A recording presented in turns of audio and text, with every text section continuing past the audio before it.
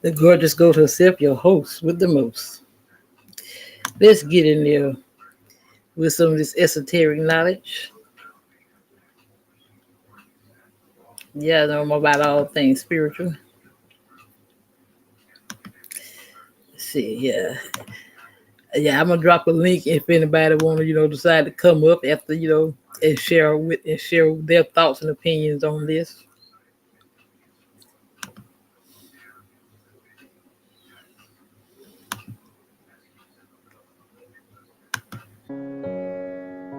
As above, so below. We are each a microcosmos within the macrocosmos, a potential infinite within the greater infinite. But what are the cosmic laws and principles of these cosmos within us and all around us? The eternal tarot, or sacred arcana, symbolize the deepest principles upon which the universe and all its dimensions are based.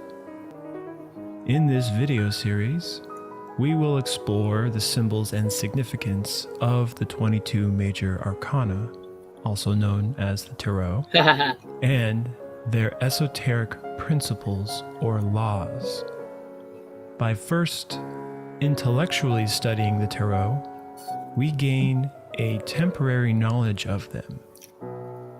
And by taking that temporary knowledge into deep and profound meditation, we can begin to have more profound, direct experience of that knowledge through intuition, clairvoyance, and eventually even through experiences in our lucid dreams within the astral dimension and through astral projections. In reality, it is within the astral or superior dimensions of nature where the great enlightened divine masters, angels, Buddhas, or gods convey the eternal principles of the tarot in symbolic, Kabbalistic messages. To comprehend those teachings in our physical existence, we begin with study. And so, we are here at the beginning to learn how to decipher these symbols, to learn how we consciously work with these principles and laws contained within the tarot, as divinity helps us on our path to awakening and liberating consciousness.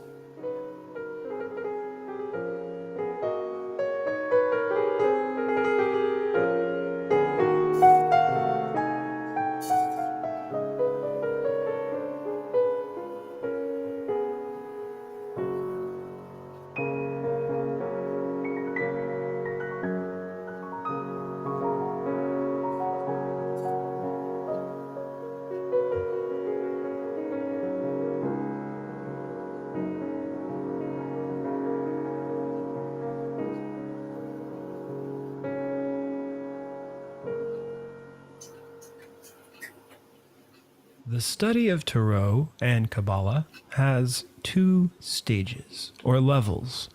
First comes the intellectual stage, the studying of books and videos, maybe podcasts. Next comes the intuitive stage, gained through profound meditation, lucid dreams, and even astral projection, all of which we reflect on in further profound meditation.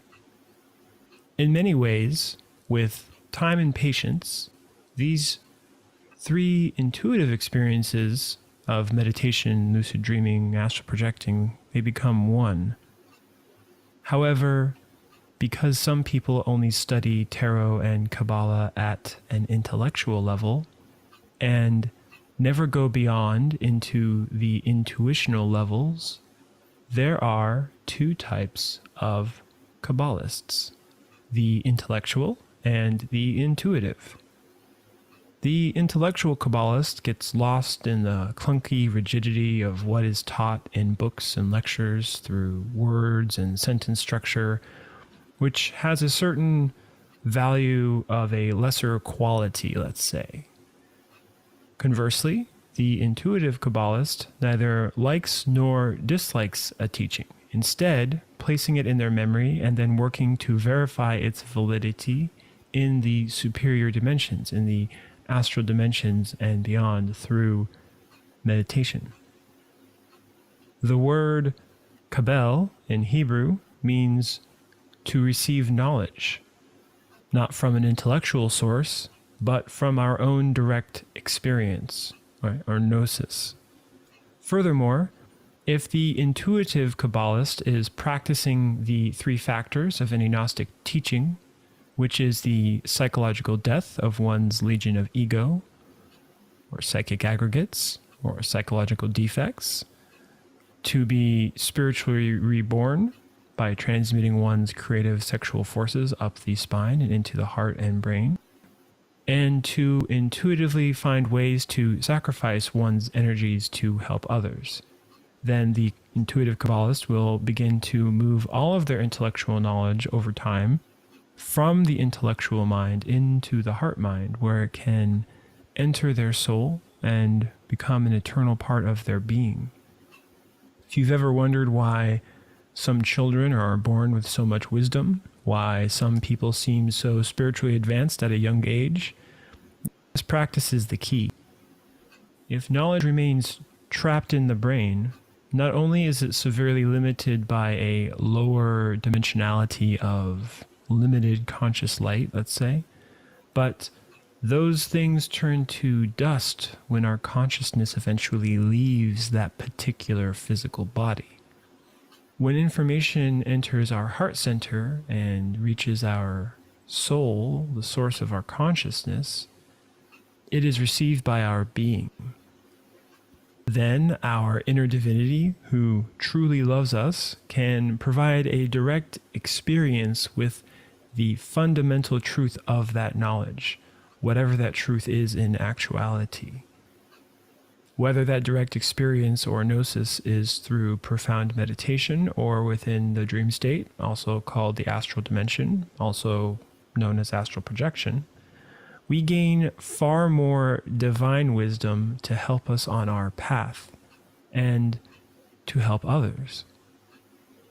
Many believe the Tarot originates in the Middle Ages, yet it is far more ancient than this time period.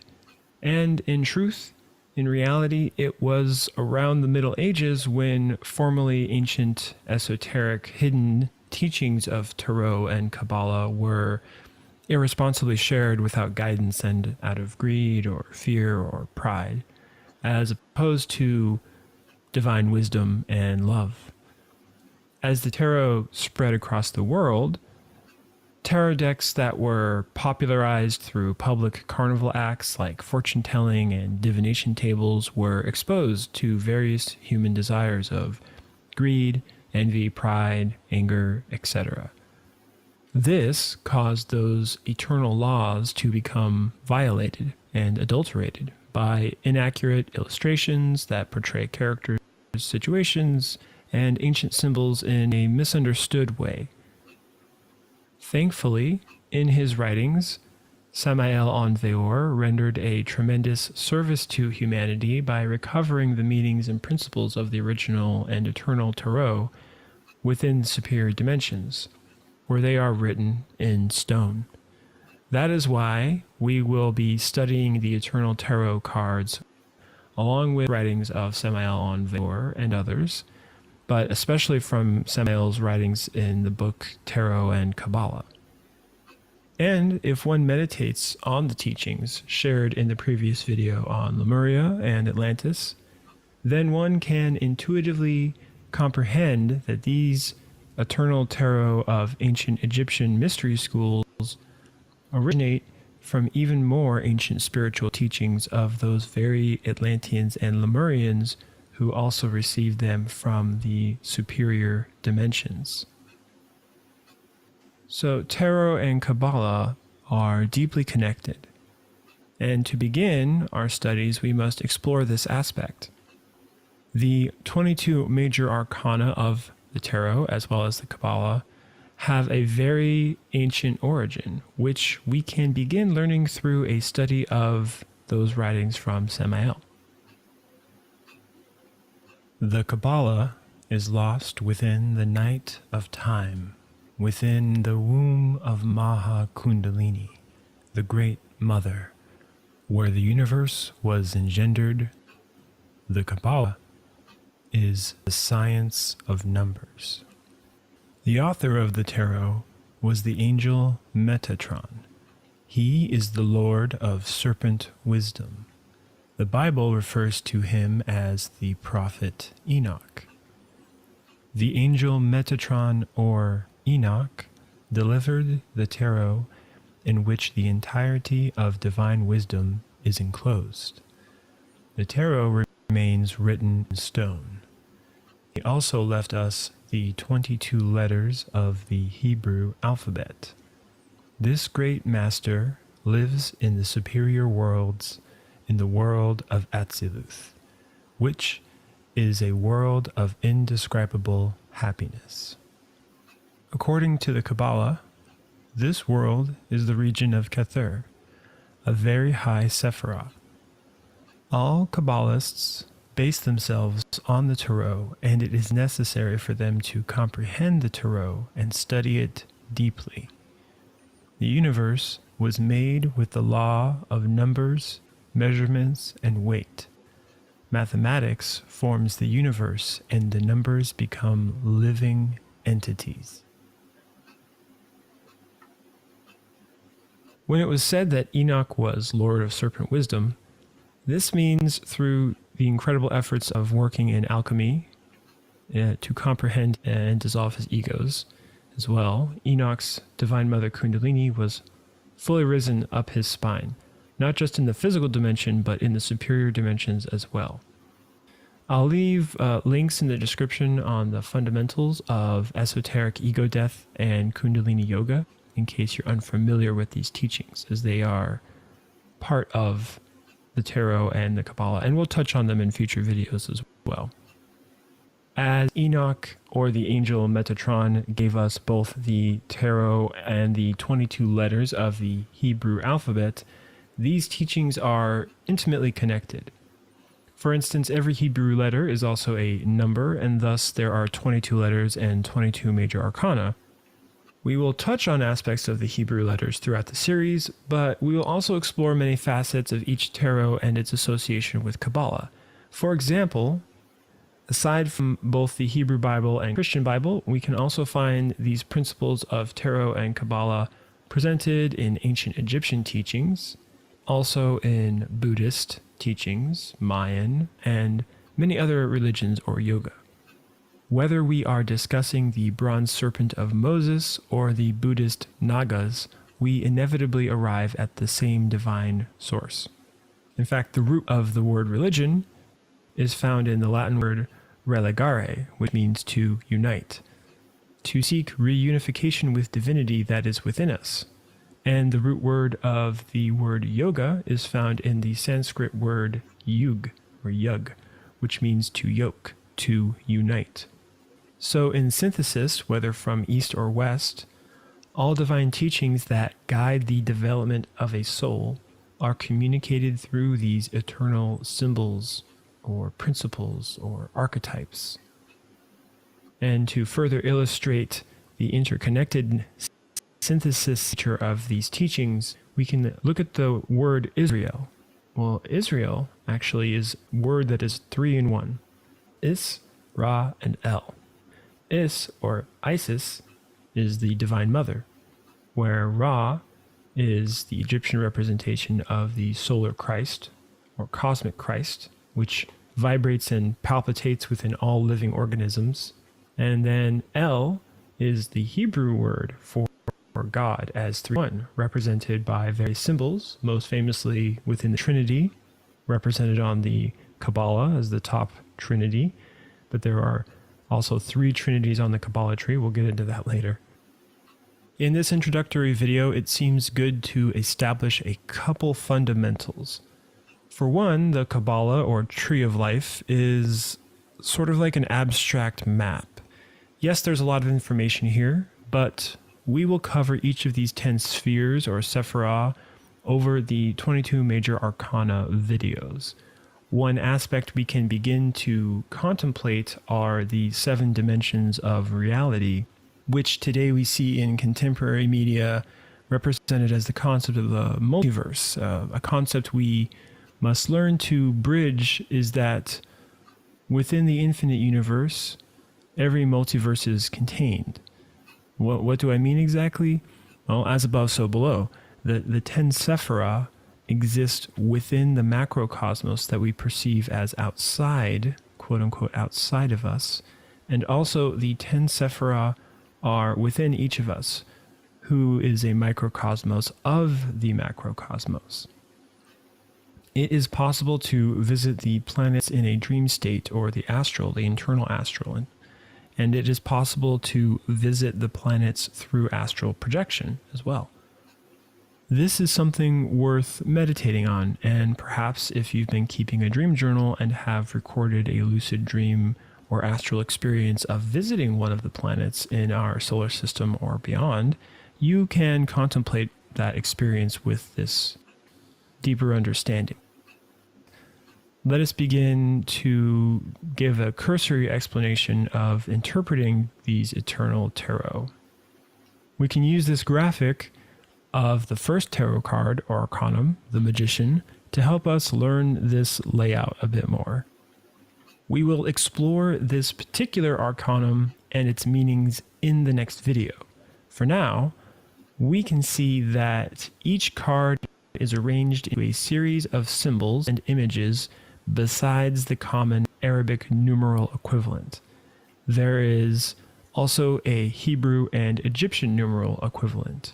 Next, on the top third of the card, we have a related sigil or glyph, followed by a magical symbol. That magical symbol originates, to my understanding, from Paracelsus, who was a great master of medicine and knew tarot fairly well. Last of these common symbols on each card, we have a zodiac symbol or letter, the name of this arcanum, and finally the planet symbol. Each card is arranged or broken up into vertical thirds, right? Top, middle, and lower. At the lowest portion, we see the horizontal line of life, which connects to the physical body of the card, and the vertical line, or the fourth position of the card as well. So this body of the card that's almost beneath these 3 vertical portions are very significant in relation to Kabbalah. The Tree of Life in Kabbalah is arranged into 4 quadrants or parts: Atziluth, the world of archetypes, and the top trinity, known by many different names throughout the various scriptures around the world. Then we have Bria, the world of creation, related to our soul and also the source of our consciousness. Then we have Yetzirah, the world of formation, where we find the astral plane or 5th dimension and the ethereal plane or 4th dimension. Yetzirah is where our mental, emotional, and sexual energies originate. Finally, we have Asya, physical plane or physical body, where those mental, emotional, and sexual energies take a physical form in our bodies. Again, there is a lot here, and we're just barely touching on it for now. We will delve deeper in future videos. The more we study the tarot and Kabbalah, and especially the more we move the intellectual knowledge into our heart center and then into our soul, our consciousness, we will begin to have dreams that include these symbols and arcanum numbers.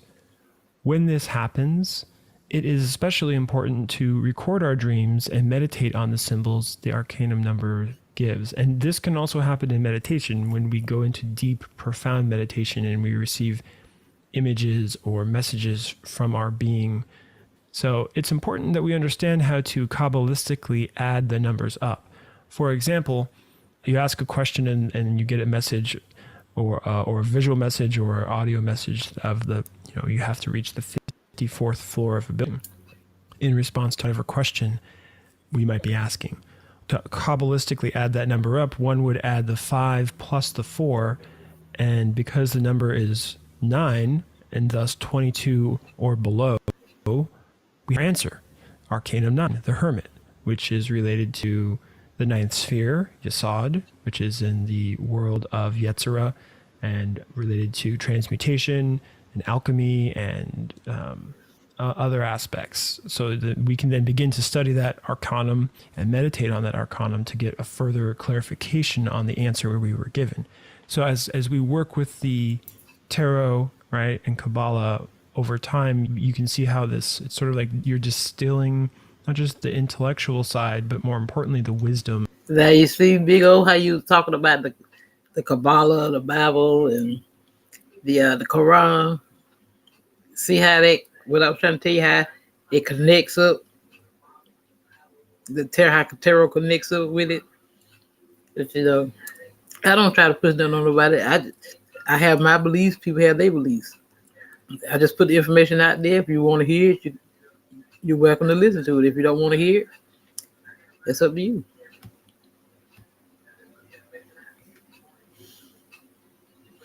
Let's see something here.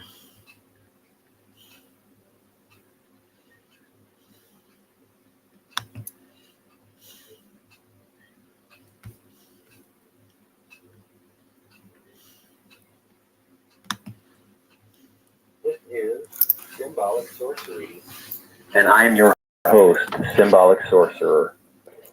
This is our very special first episode of Symbolic Sorcery, and what we're going to be discussing tonight is some very basic ideas on symbolism, and then see how that relates to advanced and esoteric concepts that come up in things like tarot and Kabbalah and alchemy. So we're going to start from the very beginning and get some real basic ideas out and then kind of build off that. So that's kind of the plan for the discussion for tonight. So if you're listening to the show live tonight and you'd like to call in and you have a question about anything being discussed here, or you're simply interested and want to join in the discussion, then you can call the number that you see on the website, and you'll be able to join me tonight on the show. And so without further ado, let's get into the topic for tonight's discussion. So the show was titled How to Read the Esoteric Language Symbols. And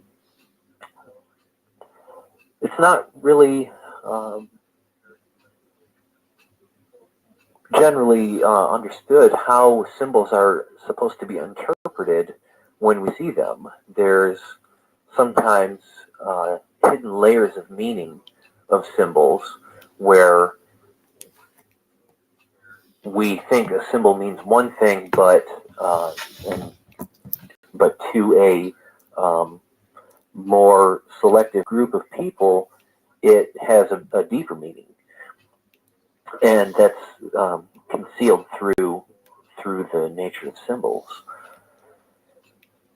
So we're going to be discussing how we can understand symbolism as a language, and how we can actually start to read this language, and why we actually need to, if we're going to be working with consciousness and trying to develop spiritually.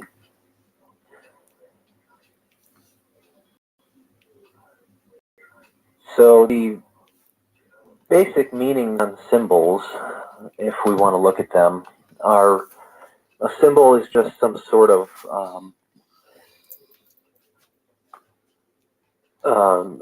thing that represents some other object or some other idea that the symbol stands for. So the symbol is used in place of some other idea. And we find this in all over the place in everyday life, where different little icons and figures are used on various buildings. Like when you go into a restroom, you see the icons to tell you, this is the men's room, this is the ladies' room, and everyone can tell what the symbols mean. And so they have a sort of a common or shared meaning. And so those are the ordinary symbols we meet with in everyday life. And so we can actually go on to make other categories of symbols, because this is a show devoted to mostly symbolism as it appears in occult and esoteric teachings, especially the tarot, the Kabbalah, alchemy, and sacred geometry. So if we go on and look at those things, we will be interested in what is meant by occult symbols and how these are different from common everyday symbols. And once we start to think symbolically by understanding occult symbols, then we can really see how symbolism and symbols are used all over the place in everyday life, and we really start to see that everything is some sort of symbol in some way or another, and that all consciousness is really built on symbols, and symbols are kind of the currency of consciousness, or the basic building blocks of different conscious levels. So what's going on with occult symbolism is that there is special meanings that go with these symbols that have to do with things that people don't ordinarily know or experience on their ordinary conscious level. But these symbols can be understood through experiences of higher states of consciousness, where the symbol almost becomes a download of this higher level of consciousness. So that's what we find in astrology symbols, like for the zodiacal signs and for the planets, that really these symbols have a special shape because there's a sort of language being presented there that if we understood what it's saying, then we could see that it's referring to a specific either state of consciousness or power or force of consciousness. So when you get into occult symbolism, the meanings aren't readily understood. It's something you kind of have to work your way into and understand through different kinds of study, different kinds of meditation, and other kinds of techniques you can use to start opening up to these experiences that's being referred to in these symbols. So common everyday symbols are referring to just everyday things in life. Like, just think of like the dollar sign. Everyone knows what that means. It just refers to money. But when we go on to occult symbols, the things being referred to are actually advanced states of consciousness or forces and powers of consciousness. So that's what we're going to be mainly looking at on this show, is occult symbolism. We're going to be understanding how we can get into these areas of consciousness by studying these patterns, these symbol patterns that have been left down through the ages and that have collected deep wisdom teachings behind them. And of course, I'm referring to tarot, Kabbalah, astrology, alchemy, and so on. So we're going to be starting from the ground up, looking at what's the real basic idea on how can we get into this occult symbolism worldview, and how can we use that to go on to these advanced teachings. So tonight's show is just going to be about basics on occult symbolism. So if you can go on here to talk a little bit more about occult symbolism specifically, it's really about how we can work with our consciousness. And so we know how we can work in the physical world. We have a physical body, and we can go out and have a job or build things and make things, or whatever it is we do with our physical body. We know how to work at that level and sort of transform the different things in our environment through action.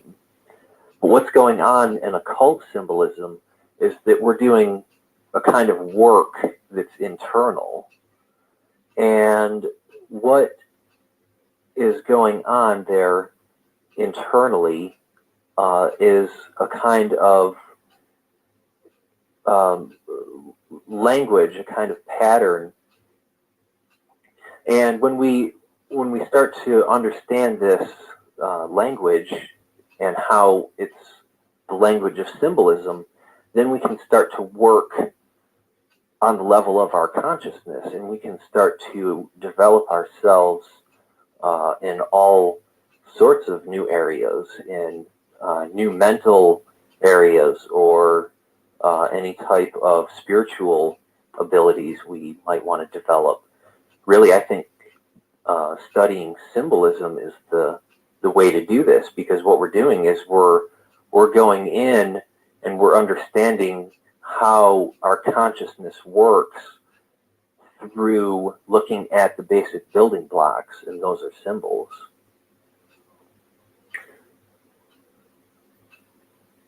Now, there's also a third category of symbolism, and that is what's known as pure symbolism, or pure symbols. And these symbols don't have a meaning that people give to them or that refer to something else. They refer to themselves because they are pure patterns. And what these symbols are like pure mathematical geometric forms that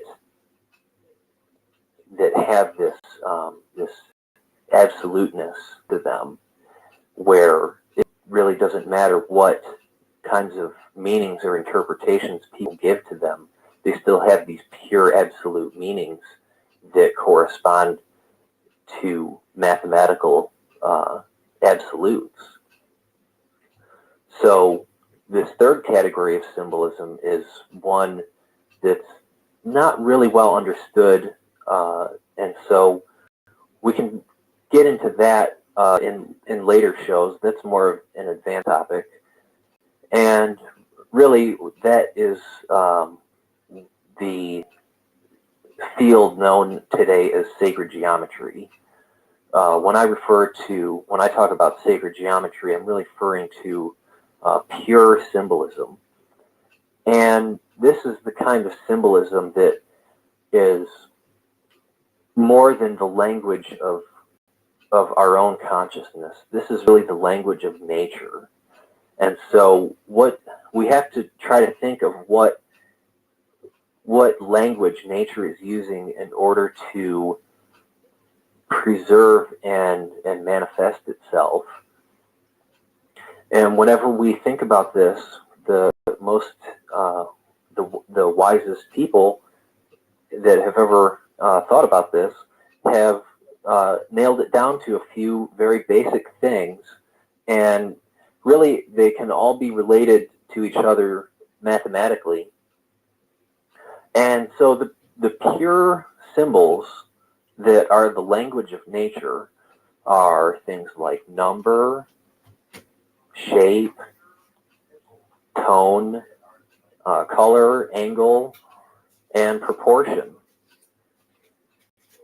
So these are some very special categories because these types of symbol have real absolute meanings. This is really how the world is built up, and this is how our consciousness is built up. So when we start to understand what these pure symbols are doing and how we can work with them, then we can really start to take on higher and higher levels of understanding of ourselves. And really, it's all just about knowing ourselves and know thyself. Okay, so going back to occult symbolism in particular, if we want to start learning about occult symbolism, there are a few basic things that we can start with. And it really goes back to some very ancient Kabbalistic teachings that probably predate any kind of real, Hebrew type origin. That these teachings are probably very, very old and may even go back to, the supposed Atlantis period. So, although that's, who knows about any of that, really doesn't matter. What's important to us on this show is how we see, y'all don't want to. See, this is what I be trying to show y'all. This is what I was trying to tell you, Big O, about how you said, about tarot and everything. You was talking that smack. But like I said, I'm open to all opinions. Like you say, opinions are like assholes. Everybody has one. Like I said, I just put the information out there and show y'all how it connects up. Like I said, it's up to whoever to listen. For y'all, whoever have an ear, let them hear. Yes, I be wanting to have open discussion, open panels, and everything. But people just be in the clouds listening. They don't never comment or anything. They don't ever say anything. So hey, like I said, if I was on here, spreading a whole lot of bullshit, I would have a whole bunch of people over here. I'm just trying to give you some tools to try to help you, to try to help me as well as you all, because I don't know it all. Nobody does. We're going to learn. We continue to learn until the day we leave this place, till we shed this avatar. Everything has symbolisms and hidden messages in it, subliminals and all that. It been in our face ever since we've been born. They've been feeding it to us from a child. Cartoons, TV shows, commercials, movies. Everything have hidden underlying truth. You have to read between the lines. They don't just snatch that shit out the air.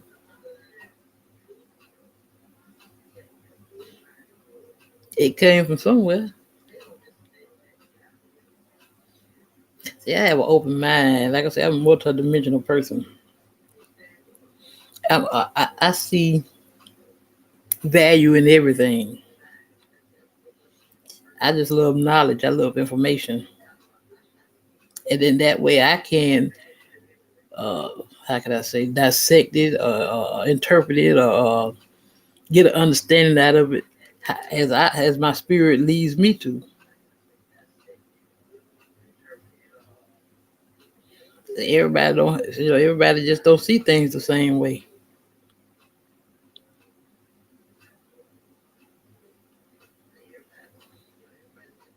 I'm in my purpose. This is what my life purpose is. To just go against the grain, as you say. To question everything. Not to just bow down and believe everything that was taught.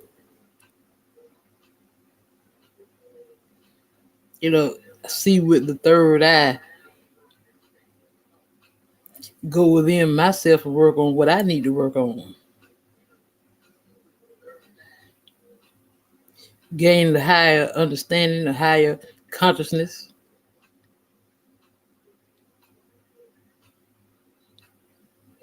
You understand what I'm saying? So, like I said, who don't like it, it's up to them. Yeah, I love you, Big O. I mean, me and you, we agree to disagree. Like I say, I do what I want to do over here on my channel. But like I said, I'm open to opinions. If anybody want to say something, they're welcome to say, hey, drop a link. And y'all say what you want to say, what's on your mind. Yeah, we can discuss it.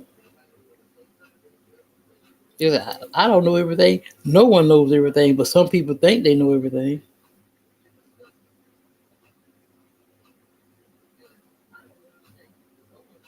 I mean, I've heard some people, they just act like they just know it all. You'll never know everything. You can spend your whole life thinking you know it all, and you still don't know it all. You can learn something from a baby.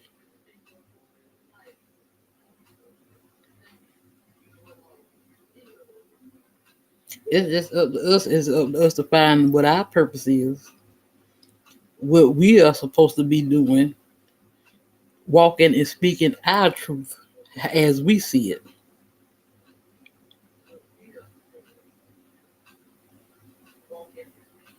So that's it. That's all I got to say for now. So y'all, when I start talking, I say, "Oh, talk, boy." I talk. When I talk, don't nobody act like they want to listen.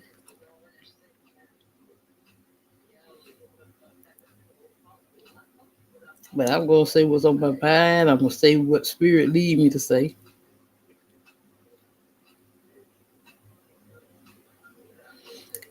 I know what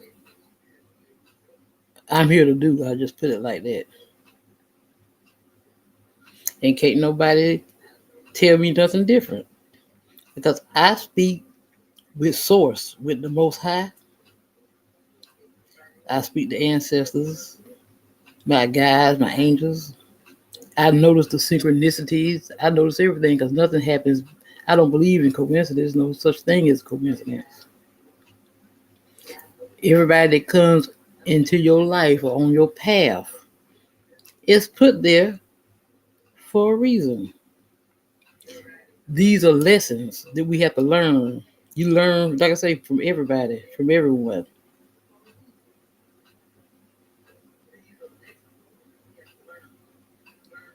Some people here for a season and some here for a lifetime. That's just the way it is. It was already been predestined, already written in the stars. As I say, once I got into divination, esoteric, divination is esoteric, occult knowledge was hidden. That's what it means, was hidden. Once I started learning myself, it was I was kind of, let me tell you something. Yeah, I was a skeptic, and but I've had experiences that have made me more aware to what I know is right, what I know is true, and what I feel like is spiritual.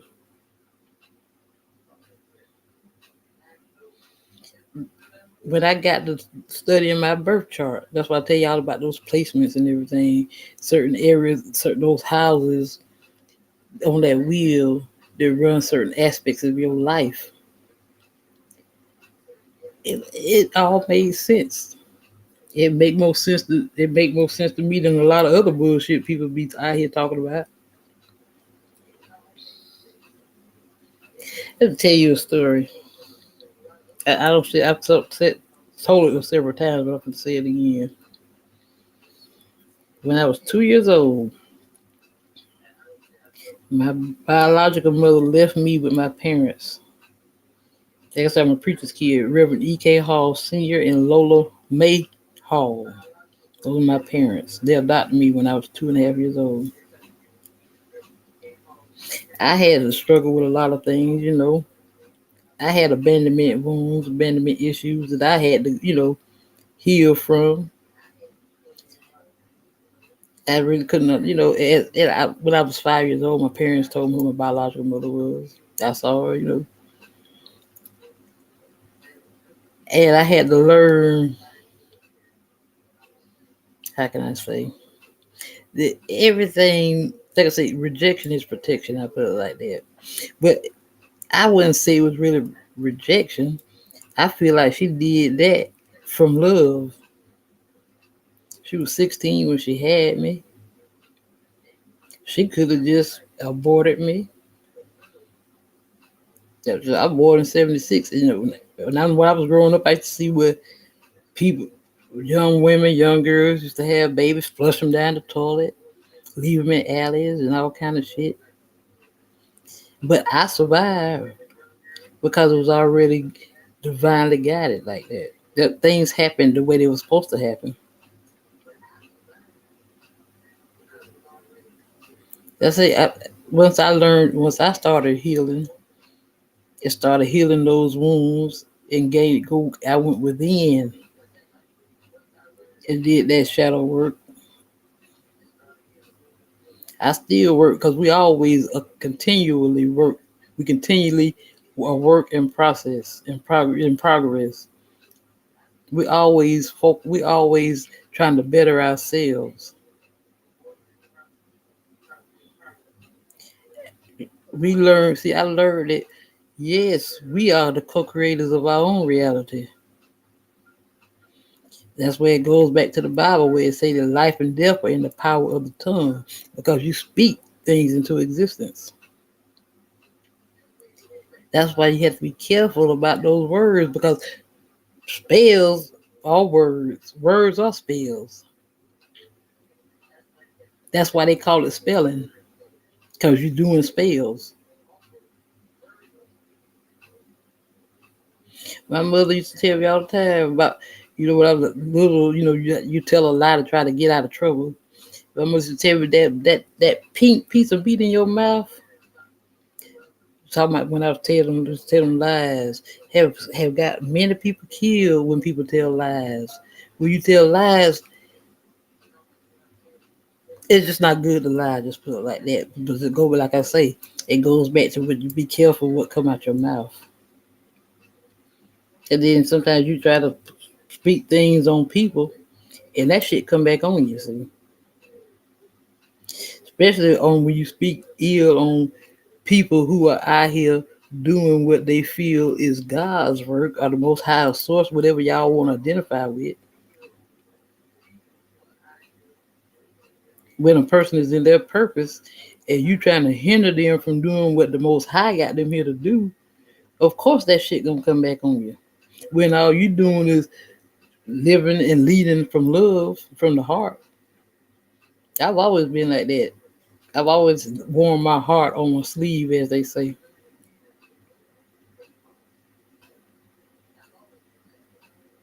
I always had a big heart. Kind of overlook things. I always seen the best in people. Give people the benefit of the doubt because I know the things that I have went through. But then once I see that you're taking my kindness for weakness, I know how to feed you out of a long-handled spoon.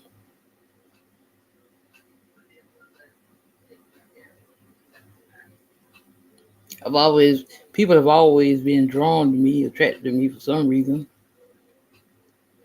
I mean, white, black, blue, purple, green. People have just been able to just talk to me, just come up to me and just talk out of nowhere. I've always been a friendly person, sociable, I try to look at a person's heart. That's where it all is. It's about your heart. That's what it is. That's why, as I said, the Christ, Jesus said, love thy neighbor as thyself. The greatest of these is love. Love one another as I have loved you. That's the greatest commandment. Do for others what you can do for them to an extent. If you can't do it, you just can't do it. But just if you can help a person do it. I know I have done that. I don't talk about it, but yeah, I've helped a lot of people. I don't talk about it because I do it from the heart. You don't talk about it, you do it and just let it go. And then sometimes you wonder, well, when you in a dire strait or when you going through things and then you just say, Lord, I don't did this, because I have felt like that. And, I have done so much for people. And then when, I need a little hand, seems like I can't get nobody to do nothing for me. But it's lessons, my love. It's all lessons. That's all.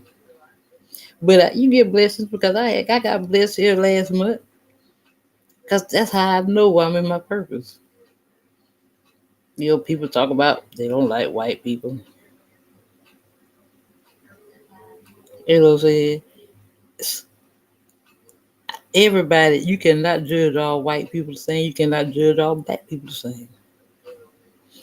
Every race, nationality, or whatever, have bad and good. That's what it's about, the light and the dark. But you have to learn, like I say, balance. You have to learn.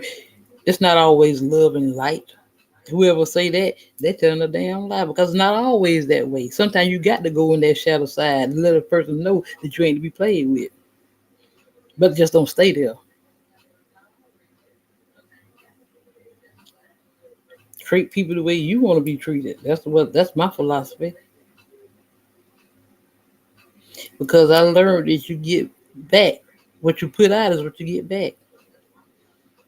You can try to go through life thinking you can live in this world by yourself and just talk to people in a kind of way and treat people all kind of ways. It might, you might be still doing good for a while, but sooner or later it's gonna come back. You reap what you sow. Isn't that what the Bible say? That's the same thing as karma.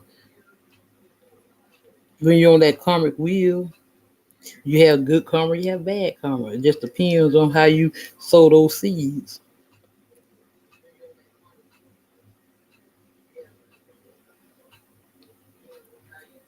Yeah, I used to show my face all the time. Sometimes I show it now, but I don't say I don't hide behind no avatar. I just know how energy works, and I don't just like people. You got people that wish ill, just and they don't even know you, but they just don't like you.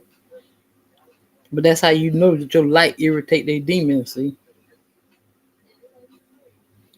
so people be putting on your energy and all kind. That's why I really don't show my face like I used to, because I know I used to get headaches. That's how I know people be putting on my energy.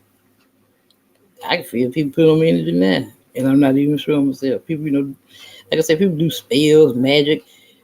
People use that Bible to do magic. Your thoughts, if you think, your thoughts manifest.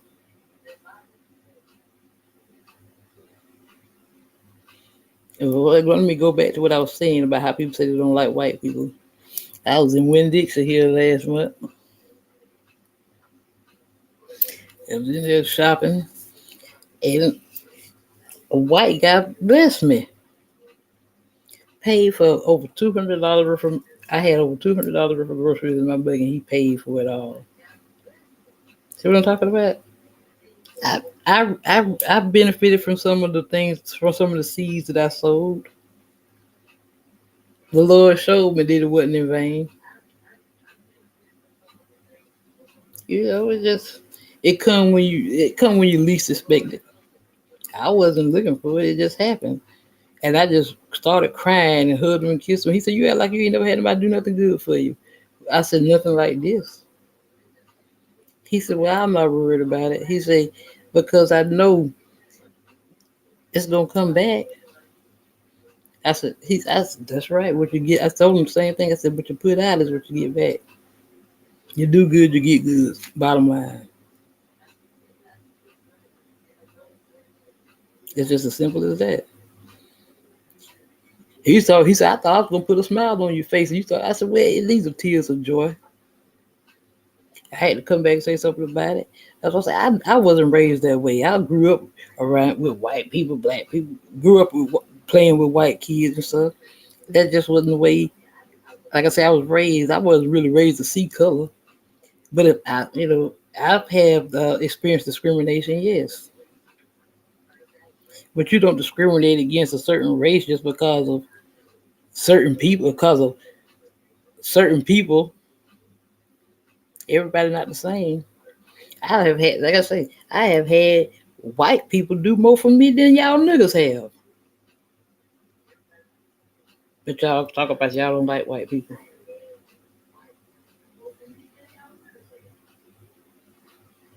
If it was for some of these white people, I don't know what I would have did. Tell you the truth, in some situations,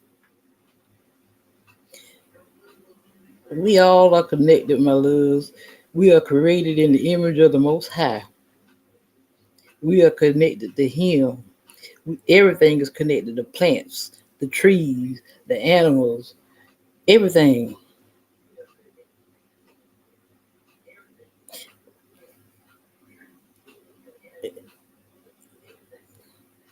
We all one universal consciousness.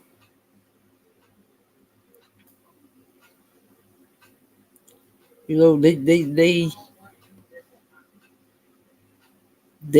how can I say programmed us. We were born spiritual. We are spiritual beings, spiritual souls having a human experience. But society, the powers that be, that's why the Bible says we wrestle against principalities and powers in high places.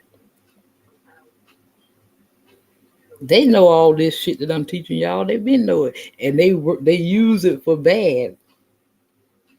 Those that are in high places, they use it for bad reasons, for self-preservation, as they say. Because they say self-preservation is the first law of nature. But instead of them trying to show us, how we can better ourselves with the truth, which is this esoteric and occult knowledge, they hide it and use it for ill will. I just put it like that. Why you think they get richer and we get poorer? This whole race thing, they fighting us. They ain't doing nothing but dividing us against each other. We all on the same level. No one is better than the other. That's the secret there. Divide and conquer. That's what they've been doing since the beginning of time. And y'all too damn dumb to see that shit. Instead of us fighting against each other, we need to come together and fight those that are up there in power.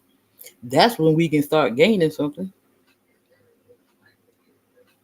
Okay, and I'm speaking to those who say, well, yeah, black people need to just ban. Yeah, we do need to get together, have our own businesses, have our own, like I say, social circle, spend with each other, put the money back into the community. But we don't do that. Y'all say that, but you don't do it. Because everybody want to be the boss. That's what's wrong with black people. Everybody want to be the head and not the tail. Too many chiefs and not enough Indians. See, the thing with black people, with us, we're envious people. We are envious people. Can't stand to see the next person do a little bit better than them. A bunch of crabs in the barrel, as they always said. When you see somebody trying to climb out, when you're trying to put them crabs in that hot water, And they pulling them, trying to pull them on each other, trying to pull them back in there. That's how y'all niggas is. Y'all just try to pull us back in there. Soon as you see us try to get just a little inch ahead, y'all pull us back in there. How can we get in it? How can we band together as a society? We can't even get along on YouTube.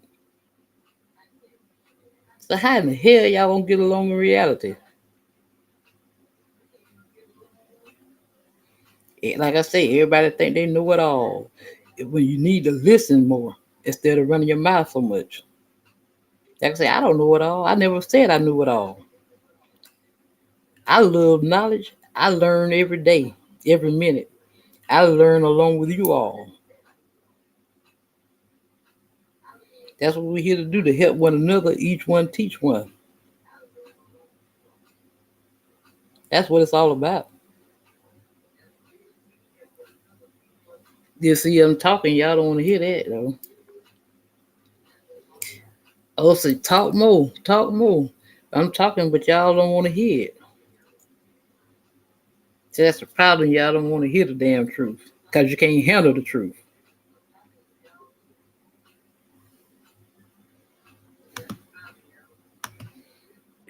Although that's, who knows about any of that, it really doesn't matter. What's important to us on this show is how we can use these teachings to understand some And basic now we're going to symbolism. talk about words, as I was talking about this magic, spells, and all that.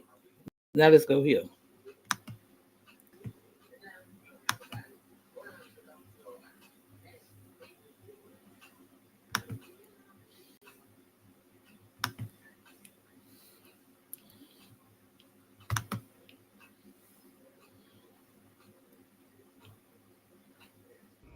Words have power. When we speak a word, the sound wave carries the message and impacts the person on the receiving end. Their meaning crystallizes perceptions that shape our beliefs, drive our behavior, and ultimately create our world. Their power arises from our emotional responses when we read, speak, or hear them. Just say fire while barbecuing, in the workplace, or a crowded theater, and you'll get different but powerful emotional and energetic reactions. Listening to words with will and strength in tone develops key understanding and skills, such as appreciation. It helps understand and convey information, and invites the listener into a conversation. Reading aloud is a magical experience with love, language, and imaginative discovery. People learn more about the cognitive and social emotional boosts they get, and their brains grow fast. So words can have profound, life-shaping consequences. Bottom line, words can uplift or words can destroy.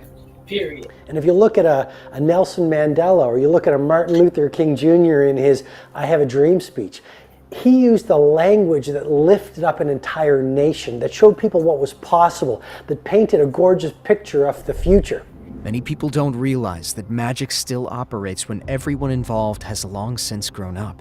For instance, people from the Christian faith often pray several times a day to ask forgiveness from God for their deeds. Whether they're seeking forgiveness for their sins or asking God to forgive others, the prayers can help guide their thoughts and words as they seek forgiveness or help in forgiving others. In the Catholic faith, one needs to confess their sins regularly.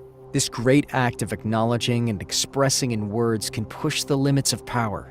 But this is precisely where the words do their greatest work. Exactly. It reminds them that they are utterly and unconditionally loved, despite their broken condition. You know, I so understand the words I use affect my energy. Call a problem and it becomes a problem. Call a problem an opportunity and it totally reframes your psychology and your emotional architecture about how you reply to it. An analysis of St. Augustine's theory of signs reveals several important ideas. Augustine maintains that signs are things, meaning that their ontological value resides in their ability to cause one to think of something else beyond the impression they make upon one's mind.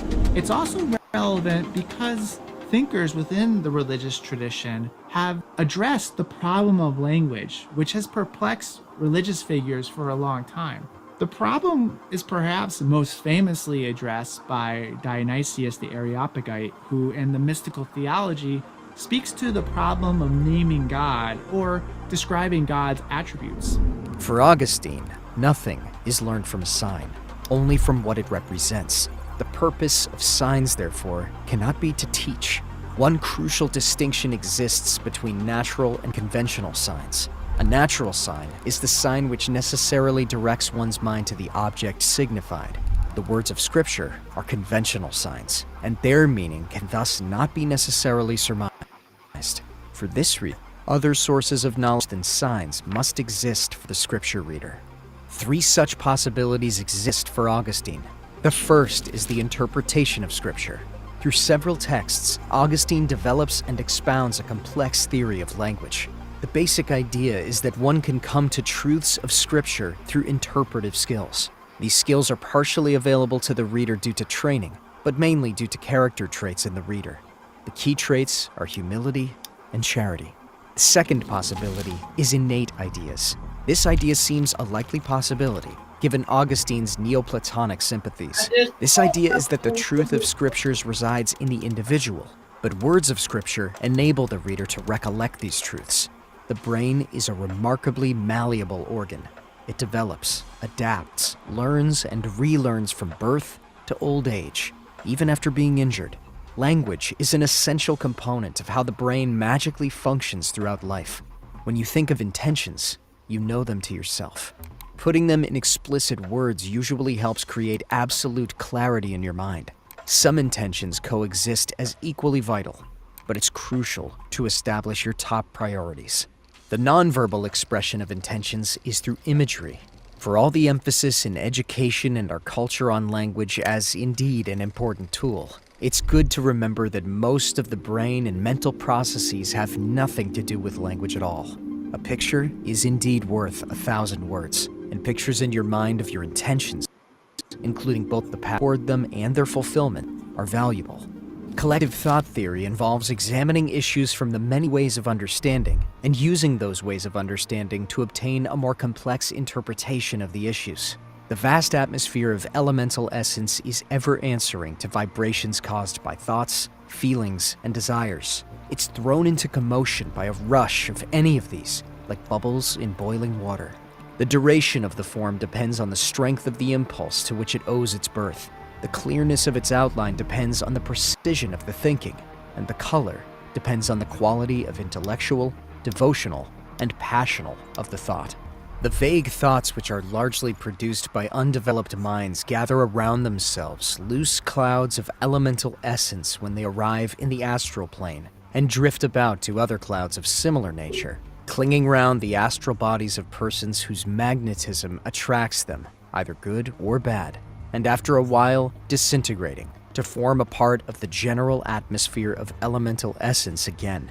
While they maintain a separate existence, they are living entities with bodies of elemental essence and thoughts as the ensouling lives. They are then called artificial elementals or thought forms. Clear and precise thoughts have their own definite shapes, with sharp, clean outlines, and show an endless variety of designs. They're shaped by vibrations set up by thought. Just as on the physical plane, we find figures shaped by vibrations set up by sound. Voice figures offer a fair analogy for thought figures. For nature, with all infinite variety, is very conservative of principles and reduces the same methods of working on the plane. These clearly defined artificial elementals have a longer and much more active life than their cloudy brethren, exerting a far stronger influence on the astral bodies of those they are attracted to. They set up vibrations similar to their own, and thus thoughts spread from mind to mind without terrestrial expression. I mean, think about the great dictators. Their words of hatred, their words of toxicity, their words of breakdown caused the people around them to do sometimes incredibly terrifying acts. The thinker can direct them towards any person he desires to reach, their potency depending on the strength of his will and the intensity of his mental power. Among ordinary people, the artificial elementals created by feeling are more vigorous and more definite than those created by thought. Thus, an outburst of anger will cause a very definitely outlined and powerful flash of red, and sustained anger will make a dangerous elemental or otherwise qualified to injure. An elemental ensouled by a malignant thought will hover around its victim, seeking an opportunity to injure. But neither the one nor the other can make any impression unless they're in the astral body of the object, something akin to themselves, something that can answer accordingly to their vibrations and thus enable them to attach themselves. If there is nothing of matter cognate to their own, then by a law of their nature, they rebound along the path pursued in going to the magnetic trace they have left. They rush to their creator with force proportionate to that of their projection. Thus, thought of deadly hatred, failing to strike the object at which it was darted, has been known to slay its sender, while good thoughts sent to the unworthy return as blessings to him that poured them forth. Abracadabra. Do you know what that word means? I know you've probably heard it before in a magic show or on television. And the root of the word abracadabra comes from a root that means I create as I speak. Our words are magic. They create our reality. A slight understanding of the astral world will thus be the most powerful stimulus to the right thinking. It will render a heavy sense of responsibility regarding the thoughts, feelings, and desires we let loose into this astral realm. The Enochian word for wind is zonug. In conjunction, kanse means come. When said kanse zonug, the term is implied as come wind, a very simplistic Enochian invocation of the air. For instance, the magician is uttering either of those words, tapping into their respective thought matrices and their energies. The words themselves are the catalyst by which the thoughts express themselves and are conjoined. The interjection today is hocus pocus. The most important part of the Mass, when the priest is turning, the wine and the bread into the body and blood of Christ, some believe the term may come from a perversion of the blessing in Mass during the Eucharist. Here is the line, hoc est corpus meum, which means this is my body. The word can access the thought matrix it intends to express, instead of the thought giving birth to the word. In this case, the word invokes the corresponding thoughts and continues to tap into the thought matrix via the magician's mind as a channel. Some names or words have power that has inspired revolutions, overturned entire civilizations, and brought power into the hearts of those who heard them. These names reflect a new lease on life, the feeling of unlimited possibilities, or the search for a new identity. People take on these divine names to help change their personalities, inspire a new way of thinking, let go of the past, or signal a new or unique interpersonal relationship. Therein, when someone does learn it outside of the magic practices, it's only because another magician has given it away. These names are often called God names, divine names, words of power, or true names. But it does not refer to the totality of God, because there's no single term or concept that encompasses the totality of who God is or what God is, which is even more impossible. We're going to see how in Dionysius we need to be precise with talking about the possibility that we can say that God exists, but that's also not a definition of his essence. And in fact, when he says, I am that I am, this is not in Exodus 3:14, this is not a justification of the Western scholastic philosophical approach to defining in some way the divine essence as being. There are cultures in the world that use names as a way of capturing the essence of the soul, and others who use names to ward off evil or create magic and mystery. The names of God are presented in the high magic paradigm, as well as the respective meanings of the more known ones. Judaism considers some names of God so holy that once written, they should not be erased. Yahweh, Adonai, El, Elohim, Shaddai, and Tsebaot. Some also include Ehyeh, I will be. Early authorities considered other Hebrew names mere epithets or descriptions of God, and wrote that they and names in other languages might be written and erased freely. Some moderns advise special care even in these cases, and many Orthodox Jews have adopted the Qumrah of writing, G-D, instead of God in English, or saying Tetvav instead of Yodeh. The names of God that, once written, cannot be erased because of their holiness are the Tetragrammaton. The name Jah forms part of the Tetragrammaton and is similarly protected. Rabbi Josie considered Tsevaot a common name, and Rabbi Ishmael considered Elohim to be one. All other names, such as merciful, gracious, and faithful, merely represent attributes that are also common to human beings. Those who have spent their entire lives practicing the Kabbalah and believe themselves to have learned the proper pronunciation of the name are called the Baal Shem, or literally, masters of the name. Using that name, they work many miracles, and as a result, are sometimes called the Messiah. However, it seems that many of the Baal Shem who goes as far as to declare themselves the Anointed One often die an untimely, rather painful death. Magic was fundamental to human life in ancient Egypt. Many Egyptian deities invoked magic for healing and protection, including Heka, Shed, Tutu, Wadjet, Isis, and Bes. It was an integral part of healing rituals and was brought into being using spells and sacred texts. So the vibrations released through the exact pronunciation of certain words parallel the vibrations of a given substance's existence. This follows the paradigm that all things exist on more than one level and have a frequency of their own. These powerful names tap those current links to the speaker's mind and give him a massive synergy. As a result, all operations pertaining to the desired can be accomplished. The answer lies in the very power of names themselves, in our personal understanding of what it means to be holy, and recognizing that, in truth, each of us has our own private names for God as well. The real meaning of God's names derives from the context in which those names are used, and the qualities and attributes of holiness they symbolize. The true name of a spirit resonates with perfection, the vibration of the entity's own energy, therein tying the speaker to it from an authoritative position, forcing the entity to be subservient to whomever can speak its true name.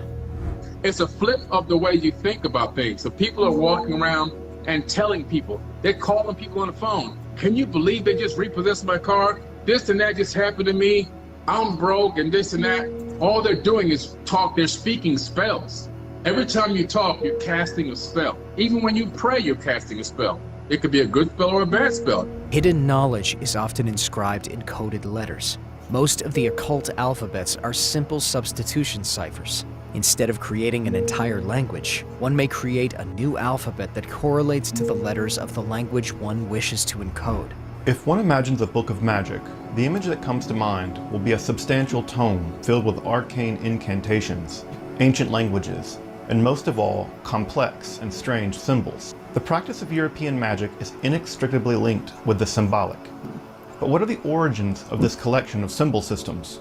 When and how did these symbols come to be, and how have they changed over the millennia of magical practice? However, substitute ciphers are easy to spot and decode with minimal knowledge and skill. The encoded text is long enough, so repeated letters or common words stand out. From there, a decoder can easily work out the rest of the letters with guess and check. Short substitute ciphers, a few characters at most, are almost impossible to decode, but also limited in their usefulness. Enochian magic is a system of ceremonial magic based on the 16th century writings of John Dee and Edward Kelly, who wrote that their information, including the revealed Enochian language, was delivered to them directly by various angels. Such a revelation was made by a series of angels to Dr. John Dee through his medium or scryer Edward Kelly in the late 16th century. This revealed scripture is perhaps one of the most obscure and mysterious in world history. John Dee's journals contain the recordings of these workings, the Enochian script, and the tables of correspondences used in Enochian magic. John Dee and Edward Kelly believe their visions gave them access to secrets contained within Liber Logaeth, which Dee and Kelly referred to as the Book of Enoch.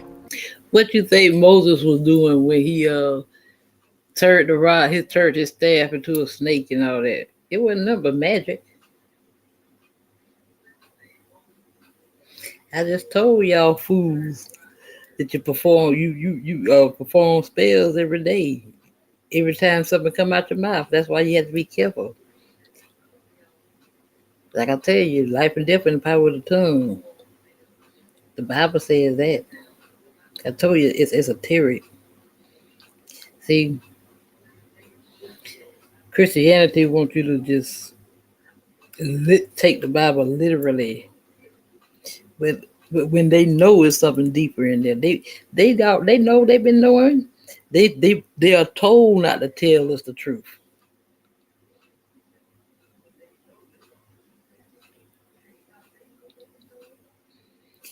Is it not written in your laws that ye are gods?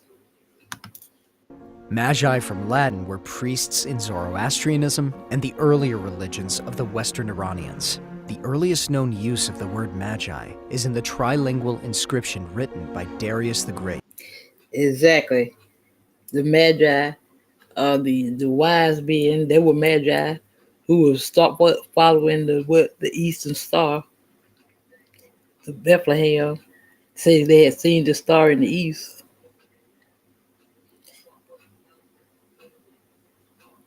They were magicians, astrologers. They studied the planets and the stars and everything. That's all the Bible is anyway. Astrological events. Like I said, when Moses came down out of the mountain off the mount, and they had the golden calf. If y'all notice the calf, that cow is very symbolic in a lot of things as well in religion. You're gonna always see that calf, even in the manger. You know, when they had the painting where they say Christ was born in the manger, you see that cow. That cow is very symbolic. But that's the age. It was the age of Taurus, when Moses came off the mountain and destroyed. It threw the tablets down to destroy the golden calf. That's the age of Taurus. When Abraham was told to sacrifice his son Isaac, and when he was getting ready to light the torch, and he said that the voice came down and stopped him because he had done showed his faithfulness, and he found a ram caught in the bush. The age of Aries, the ram. Okay. When Christianity hit the scene, when Christ, they say, well, I see Christ as a prophet like Muhammad and all of them. Because they really don't tell you what he was really teaching. He had secret teachings as well. That's really why they crucified him. And called him blasphemous and everything. See, y'all just don't see. That's why they call it the greatest story ever told, because that's just what it was, a damn story.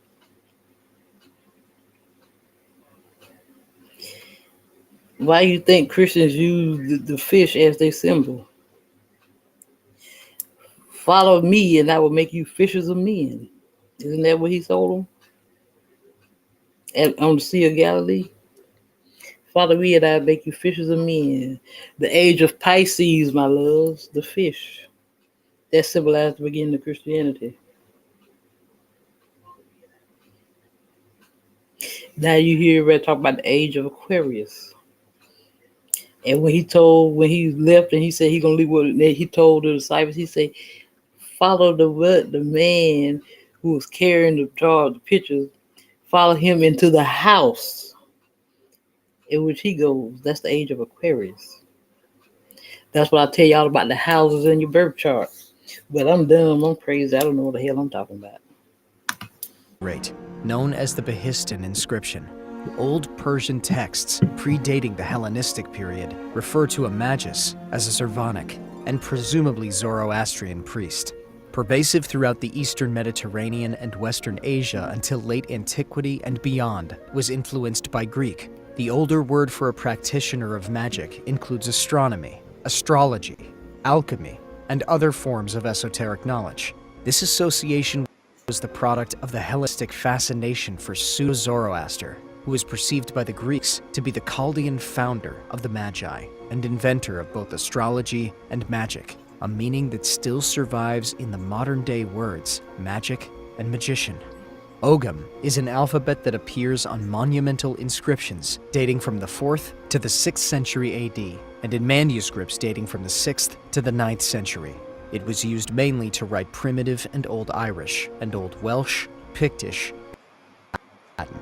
Another thing, music. If you notice, music have always been a key element because music, love is the highest vibration of all, and next to that is music. See, this shit is deep. Like I said, with the number of sacred geometry, you have to learn. I get kind of tongue tied when I try to explain it to you, because I kind of get excited. That's why, I give y'all these presentations, Like I say, I learn as well. I learn right along with you all. I can be on listening to something and watch something, and you all, no matter how many times you hear something or watch it, you're gonna always get something that you missed the last time. But people suffer from lack of knowledge. Study to show thyself approved. That's what they say, right? That's what the Bible says. Study to show thyself approved unto God. That's why you just can't. People, they blindly follow these leaders. They call them occult leaders, but that's just another way of demonizing what the occult and the esoteric. See what I'm saying? How they twist that shit around. Y'all already know how they don't did history. So it makes you think they twisted all the twisted religion. Everything that they say is bad is actually good. They practice this shit, but they don't want y'all to do it though. Mostly used to record names, either as a tombstone or as a marker of land ownership. You read this along the stem line, along the corner. Each character is made of 1 to 5 markings, which will all be on one side of the line, the other side of the line, through the line, or on the line. When modern scholars started to analyse this script, they wanted to write it down on paper, and they adapted it a little to make it easier for them. They changed it so it always went left to right, and each phrase was drawn on a horizontal line, so you could easily tell which marks were on which side. It was based on a high medieval Bryatherigan tradition of assigning the name of trees to individual characters. It's thought that this association with trees played a role in Gaelic language education. Like runes, each Ogham symbol. Yeah, good stream earlier though, guys. I'm sorry about all that. People just need to leave people alone. I don't like that. I don't bullies, cyber bullies. That's what they are. They talk from a distance. See, I guarantee you, if they was in your face, they wouldn't say the things they say. But like I say, baby girl, you reap what you sow. It comes back. It all comes out in the end. And see, people say, I just can't go along with when people say there is no God or no creator, however you want to reference them to. I know there's have to be a higher power. If you want to call them God, if you want to say source or the great architect or whatever, I believe there's a higher power, a higher source, a creator. I mean, I just cannot wrap my mind around there not being a creator.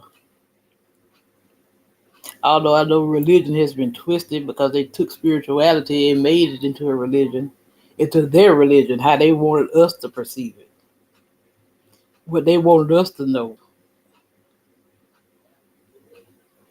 See, all this been around way before Christianity came along.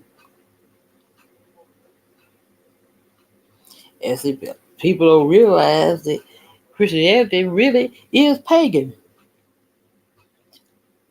It really is a pagan religion. It's sun worship. Why you think they say why they call it Sunday?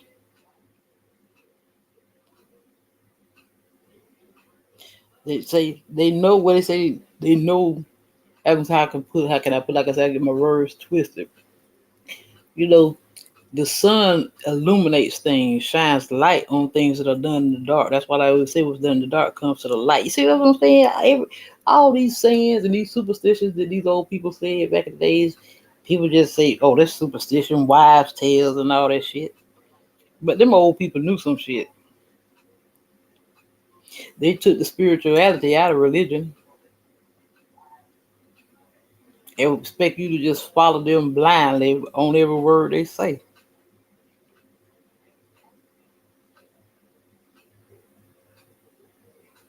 Okay, the ancients, the ancestors, they knew that there was a creator, but they also knew that the sun, that the creator gave us the sun to illuminate things, to bring light, to bring warmth, to help grow things. That's how they knew about all these astrological things, and that's why I say they studied the stars and all. They were astrologers. Where you think they came up with the farmer's almanac from? These seasons and when to plant certain things in certain seasons and all that. But everything's been twisted. They don't brainwash y'all so bad or brainwash us. I'm still learning. They don't brainwash us, but only the chosen ones. See, many are called, but few are chosen. It goes back to that again. I tell y'all, the Bible and all that, it's a guide to help you through life if you know how to interpret things. If you can see the hidden meaning in it, the hidden message in those parables and stuff. You don't take it literally. But see, some people just choose to live blindly, to keep the veil over their eyes. Dr. King said it the best. He said, we are all entwined in a single garment of destiny. Can't live in this world alone. We all connected. I had heard him say, he said, just think about how the creator pinned those stars in the magnificent blue pin cushion of the heavens. That's just how Dr. King said it. He was an enlightened soul. See, a lot of people don't hear those sermons and those speeches that he made. They always hear, I have a dream, I'm been, but he had some very deep sermons and stuff. People, they try to judge him too, but he felt like he thought he was doing what he felt was right for us.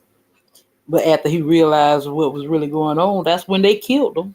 Yeah, I said it. They killed him. They knew. So that's why I say they divide and conquer. They play us against each other. It's the game. That's what it is. They playing chess. Y'all niggas playing checkers.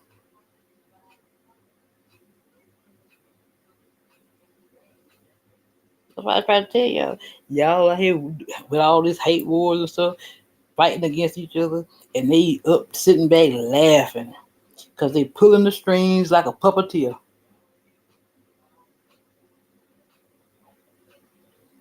Everybody just too blind to see it. But I've always been different. I've always been a lone wolf. That's what I call myself. I've always been a black sheep. I always was told I was an old soul from a child. Oh, you see, you just an old soul because I was always more mature, more advanced than, the children my age. I've always been able to see things differently. I always been misunderstood. Then I'm a Capricorn too. And people showed up misunderstand us Capricorns. Then we represented by the devil and tarot. But see, that's another thing they twisted up. The devil, when the devil, it represents, see, earth signs with Capricorn, we rule what they call the earthly things, things of monetary value. That's what Capricorn rule. Anything that have to do with money and commerce and stuff. That's what we rule. Okay, that's represented by the devil and tarot. But when you see that card, you see two people chained together. But it represents those earthly desires. But it's up to you to break free from those chains.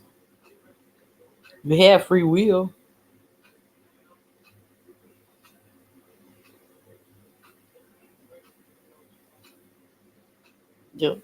Anybody can be the devil. That's why I always go back to that movie, Falling with Denzel Washington, where you just how he just touched and just moved from person to person to person. That's right. Reverend C.F. Franklin said. He said people say how the devil got there. He didn't come there on his own. He rolled somebody there. The devil is a spirit, an entity, or however you want to call it. People say to call it the devil, Lucifer, or whatever. They're just bad entities. You have bad spirits just like you have good spirits. They demonize the snake. And for those who believe, say Mother Gaia, because like I said, we all connected to the earth, Mother Earth, to the Creator, Source, everything is connected. The animals, the trees, and all that, every individual. You cannot get no closer to the earth than a snake that crawls on his belly. That's the closest you can get to earth, to Mother Gaia. But they demonize the snake. Okay? If the snake was so bad, why they use it as a symbol for medicine? Actually, with climbing going wrapped around that staff, it really symbolizes the Kundalini rising. But people, how can I say, misuse that as well. It's all about manifestations, all about higher knowledge and gaining your consciousness, becoming spiritually enlightened. The Christ oil, the Christos, the Christ. That's why they call it Christ consciousness.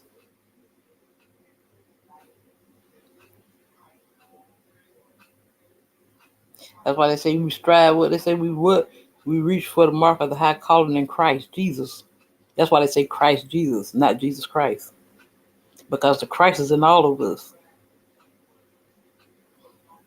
Some people just choose to live in the lower self, in the ego, the shadow, instead of letting their light shine before the world to illuminate the darkness, to illuminate these lies and all this that's been going on.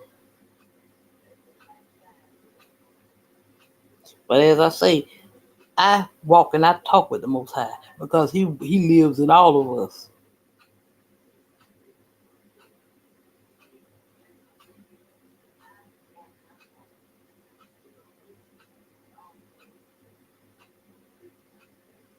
But see, people need to go in and heal those wounds and do their work. Try to become a better person. I'm going to quote Dr. King again. He said, some in this life, some of us are Cadillacs and some of us are Fords. A lot of people like to be that Cadillac, because it's a luxury car. But if you think yourself as a Ford, you can get in some places a Cadillac never get in. So you could be a tree or you could be a little scrub on the side of the road, but be the best of the scrub you can be. It's about your content or your character, my love. That's what I judge a person by, their character. A person and a person's word. If your word ain't no good, you ain't no damn good. That's my philosophy. If you can't keep your word, you ain't shit. Not to me. Word is bond. That's what they always say on the street, ain't it? That's why I say these sayings they mean everything. Everything means something.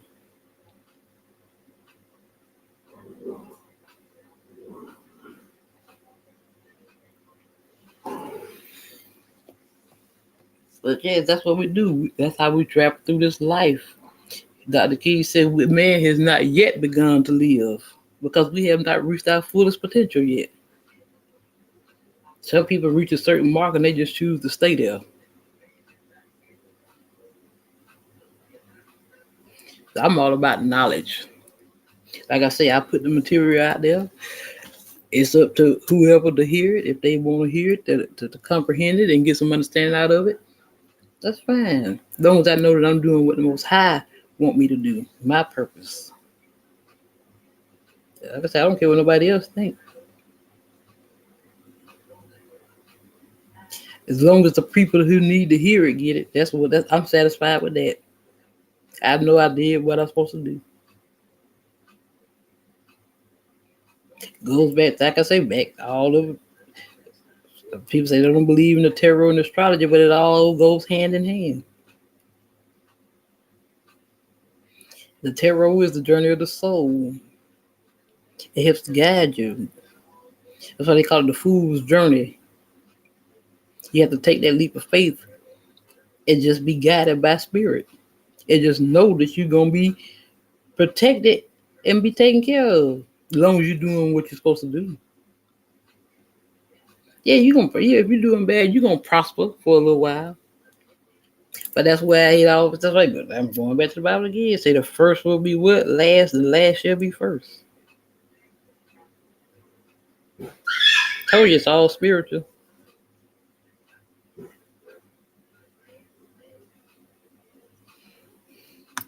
Symbol has a name. B is called Baith, birch, and C is coal, hazel. Bardic students learned these basic names and used the Ogham sequences to create lists for memorization. So, language fuels our brains, frames our thoughts, and makes complex communication possible. The words, expressions, and quirks unique to our language broadly define how we see and understand the world. If you're monolingual, the world has clearer limits. Crazy? Maybe, but only if you underestimate words, their strength strung together, or our ability to wield them. Words can make your heart beat faster, I appreciate your support, though, Wise. Cry, I really do. and Thank fall you. in love. So instead, consider that words are of the supernatural sort, otherworldly, yet Yes. not. Gifted to us by some divine spirit? Maybe. Ever-changing, not ours, simply floating in us and around us, shaping our world and each other. That's right. But still shaped by our own innate, internal passions and energy. Our blood, our acceptance and understanding are not bound by logic, but by emotion. We believe in words. We breathe them into life. We toss them into the world, and they thrive. But when we stop and abandon them, regardless of their linguistic evolution, irrespective of their path, they die. They exist to communicate, to That's why they say that the pen is mightier than the sword. express meaning and understanding, to serve as a symbol for something, and then disappear. Words are our most inexhaustible source of magic, capable of both inflicting injury and remedying it. For writers, it means they're magicians and powerful. They can cast spells over the world by spelling words into existence and change how people think, feel, and act. I just said That's their that. ability as writers, speakers, and storytellers, and undoubtedly a great gift to influence others, create the unexpected, change how people see and understand the world, and put on a show. Consider the power of one word alone.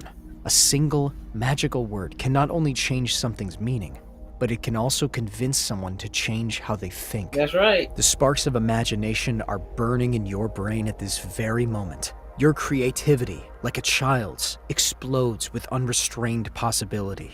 What if you could use that same power of inspiration, creation, and connection with everyone you meet?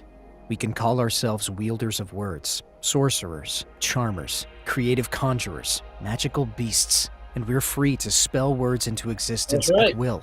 Writing that's crafted to convince, to change, to instill a sense, a feeling in someone beyond their control. There's real power there. We are undoubtedly unstoppable. Words are sacred. They deserve respect. You can nudge the world a little if you get the right ones in the right order. That power is not held by writers alone. We're ultimately talking about the brain, our endless canvas where words live and breathe. And it's open to all. Artists, designers, strategists, thinkers, That's why you have to any be careful creator what in you this consume, what You've you made listen it to. this far. You are magical. You too can create thoughts, feelings, and imagery in people's minds in your own way. You speak, write, think, and are unstoppable as well. You are human, and therefore you are a natural storyteller. It's built into you. You can control minds and do it for yourself without realizing it. That's right. Every night your stories give you an escape, letting you play in fantasy worlds. You go to bed, and your brain sits up, telling wonderful, memorable, and mundane stories. Never forget that you're here today because humankind has spent thousands of years developing the magic of communication and stories. That's right. Never forget that those who truly believe in magic and dedicate. Let me go back here. That's what I say it again. See, that's what I tell you. This is esoteric. The Bible, Proverbs 18. Through desire, a man having separated himself seeketh an intermediate with all wisdom, but that his heart may discover itself. When the wicked cometh, then cometh also contempt, and with ignominy reproach. The words of a man's mouth are as deep waters, in the wellspring of wisdom as a flowing brook. It is not good to accept the person of the wicked, to overthrow the righteous in judgment. A fool's lips enter into contention, and his mouth calleth for strokes. A fool's mouth is his destruction, and his lips are the snare of his soul. The words of a talebearer are as wounds, and they go down into the innermost parts of the belly. He also that is slothful in his work, his brother to him that is great is a great waster. The name of the Lord is a strong tower. The righteous runneth into it, and is safe. The rich man's wealth is his strong city, and as an high wall in his own conceit. Before destruction, the heart of man is haughty, and before honor is humility. He that answereth the mighty before he heareth it. See what I'm saying? A lot of people are so quick to run their mouth, they don't sit back and listen because they think they know it all. But I'm trying to go with here, I'm trying to find the right one.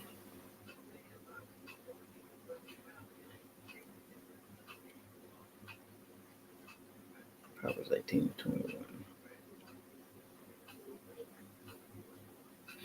Said, I was trying to. It was another one. Oh yeah, the untamed tongue in James. I'll tell you this, what I want to find. The untamed tongue. It's all go back to that mouth. See.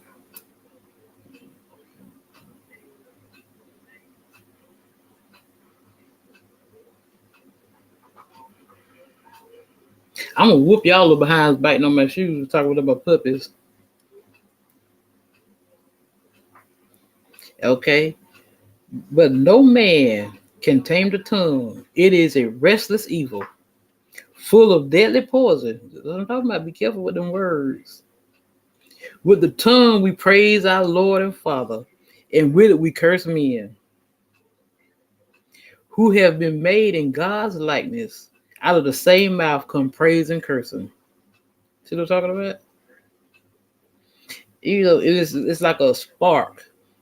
It go on to say, it's like, can both fresh water and salt water flow from the same spring?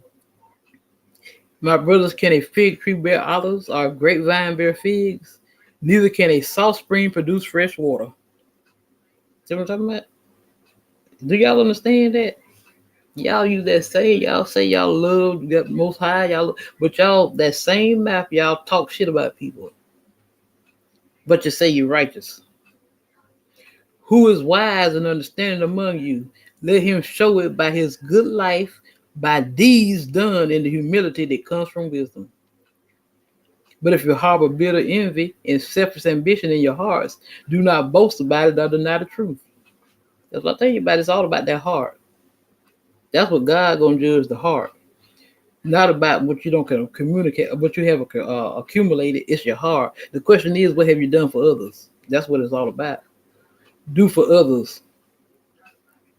Such wisdom does not come down from heaven, but is earthly, unspiritual of the devil. For where you have envy and selfish ambition, there you find disorder and every evil practice. You want me to say that again? Where you have envy and selfish ambition, there you find disorder in every evil practice.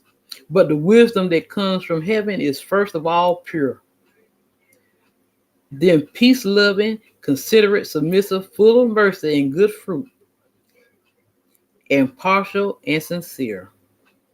Peacemakers who sow in peace raise a harvest of righteousness. Let me say that one more time. Peacemakers who sow in peace raise a harvest of righteousness. You out here sowing conflict and chaos and all kind of stuff. You're the cause of confusion.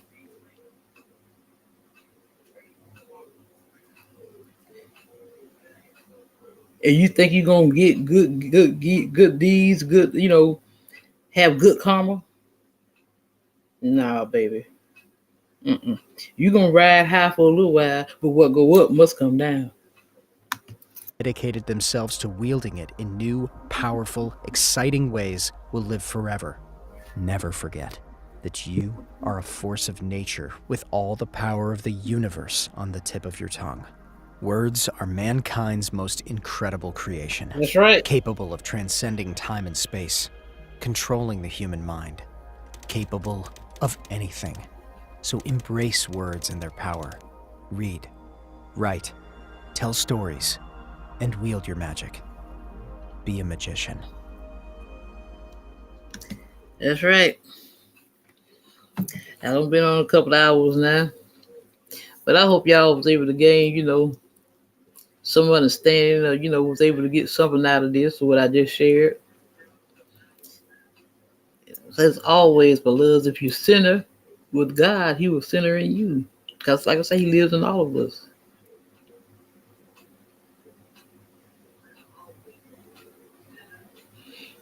There is another one I had wanted to find here.